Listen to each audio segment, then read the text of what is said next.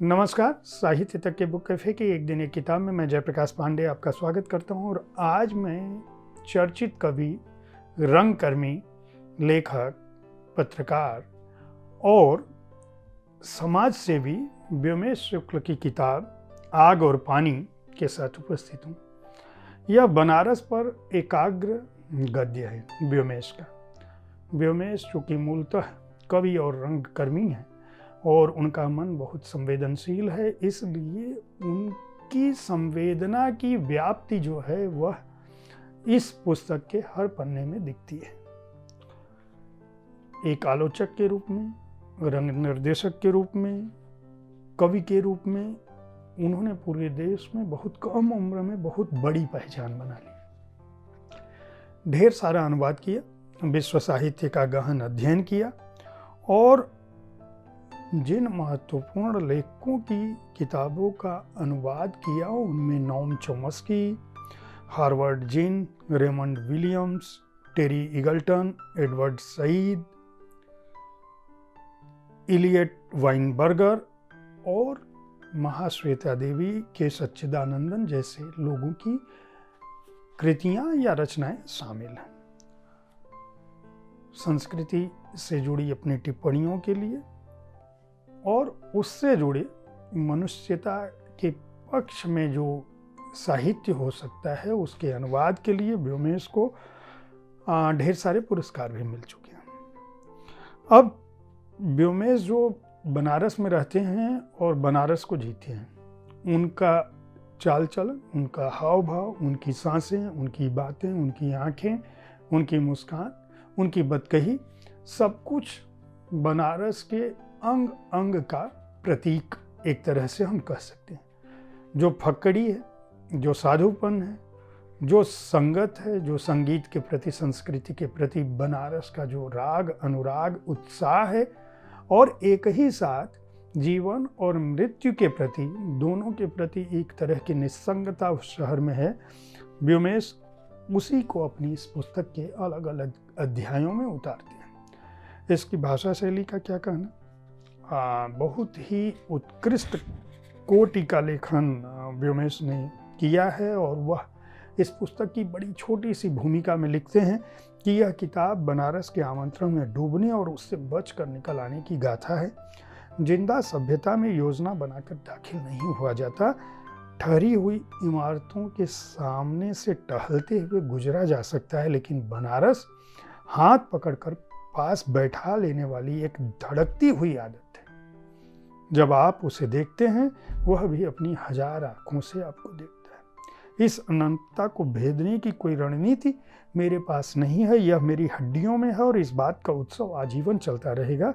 इस मेले में आपका स्वागत है। यानी आग और पानी बनारस पर एकाग्र गद्य ही नहीं बल्कि वह मेला है जिससे होके बनारस और बनारसीपन के बारे में आप जान सकते हैं, वहाँ के लोगों के साथ गुजर सकते हैं और शहनाई की उस धुन को सुन सकते हैं जो उस्ताद बिस्मिल्लाह खान से होते हुए काशी विश्वनाथ संकटमोचन के उत्सव, संगीत उत्सव में गुजरती है।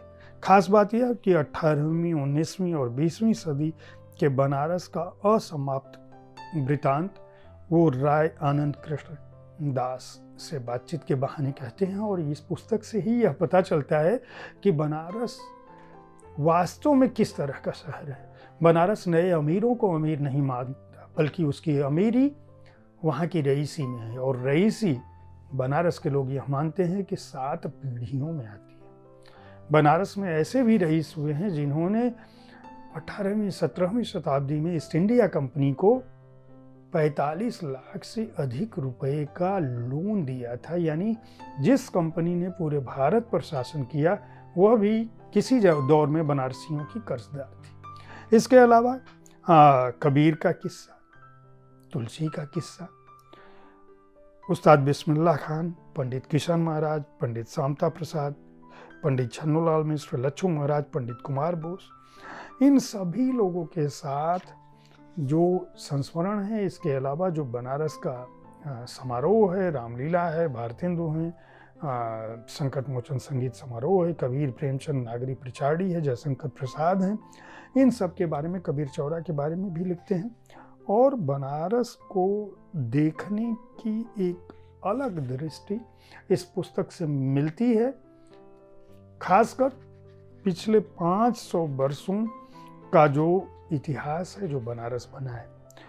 व्योमेश की एक खासियत यह है कि उन्होंने इस पुस्तक को किसी विधा विशेष में बांधने की बजाय मुक्त भाव से, जैसे वो हैं जिंदा दिल, उसी तरह से उन्होंने इस किताब को लिखा है। हालांकि वो इसका श्रेय लगातार अपनी बातचीत में भी और अपनी सोशल मीडिया पोस्ट में भी, व्योमेश इस पुस्तक का श्रेय अपनी बातचीत में भी, सोशल मीडिया पर भी, अपनी पोस्ट में भी और अलग अलग जगहों पे भी अपने मित्र और इस पुस्तक के प्रकाशक जो रुख पेपरबैक्स के मालिक भी हैं अनुराग वत्स को देते रहे हैं। उनका कहना है कि बिना उनके यह पुस्तक नहीं आती है और उन्होंने बहुत ही एक तरह से कहेंगे क्रूरता के साथ इस पुस्तक का संपादन किया है।